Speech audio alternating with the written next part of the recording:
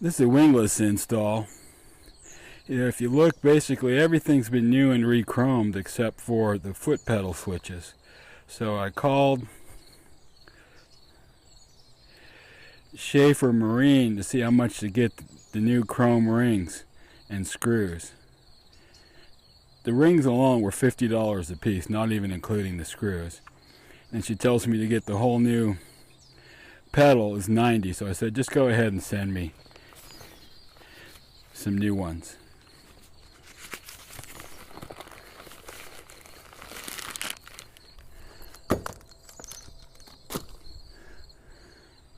So there they are, nice and new.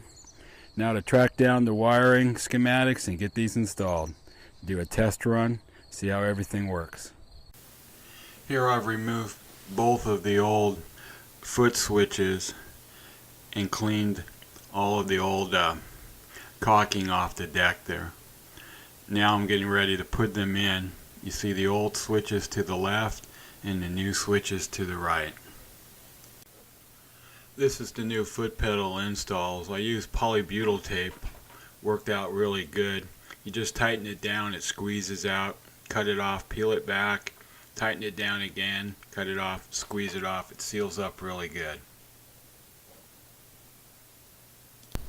After completing the install of the foot switches, I hook everything up and do a test. What I find out is one switch works and one switch doesn't. So I go downstairs, swap the wiring around to see if it's a bad switch. Then I get the same results but with opposite switch. So what this tells me is the solenoid's bad. This is the old solenoid. I think it's pretty good odds that this thing is not working and needs to be replaced. I called Ideal and it's $335 for a new one. I asked them if it was a proprietary solenoid. They said no. So I went down to Herds here in Deltaville and they ordered me a new one. It's $100. That's the way to go. So when that comes in Monday, I'll pick it up Friday and we'll get it installed, and that will finally put the windlass to rest.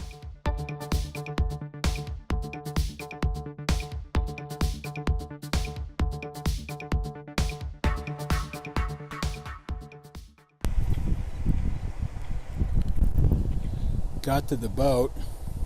It's a beautiful evening, nice and cool, no real humidity. So I started working on doing the second hatch, and I ran out of screws.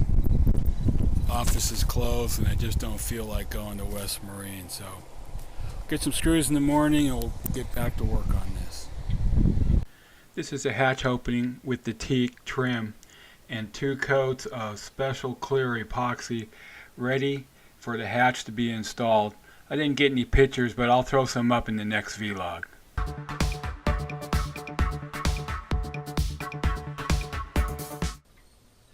With the windlass pretty much done, I pulled out the anchor and rode so that I could mark it and inspect it. Also, I had some fiberglass leakage that leaked down onto the road. So I'm going to try and smash it up and break it off as much as I can. I'm going to look into it and see if there's anything that'll dissipate it. I don't think there is without damaging the road. And I have some chain markers that I'm going to use to mark the chain.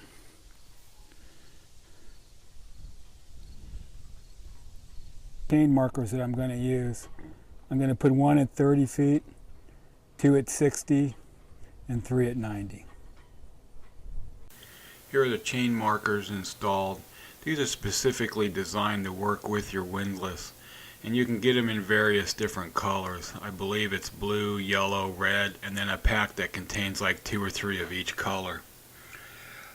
This seemed like a good solution as they don't wear out as long as you don't lose them, but let's see how they work in the future.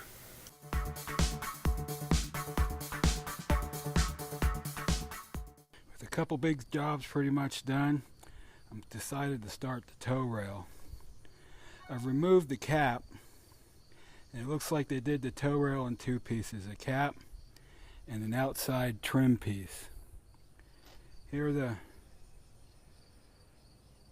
cap that I got off in 3 pieces. Now I'll run that over to my woodworking guy so he can give me a quote and a time frame, and we'll get going on that.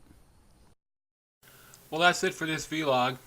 If you liked what you saw, go ahead and give us a thumbs up. If you really enjoyed it, hit that subscription button, and don't forget to turn notices on so when you see what's coming up next. As always, thanks for stopping in.